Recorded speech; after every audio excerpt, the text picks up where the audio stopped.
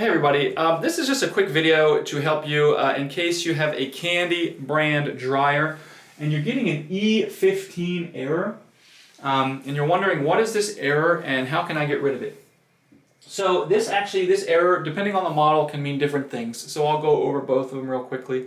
So if you have a condenser model, this is detecting a fault within the heater relay. And if you have a tumble dryer, a vented dryer, this is the thermal overload cutout that is giving a fault.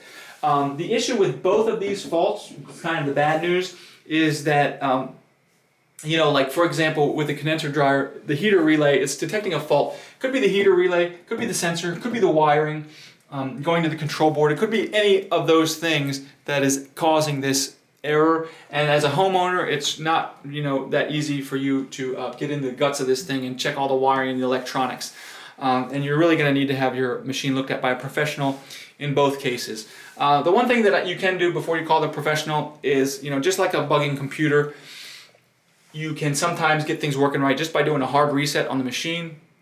So to do that, you just want to turn it off and then remove it from power, either unplug it at the wall or turn it off at the circuit for a full minute.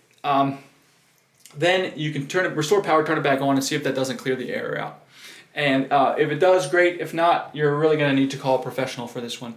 But anyways, I hope this video helped you at least understand what's going on. Thanks a lot for watching. Have a great day.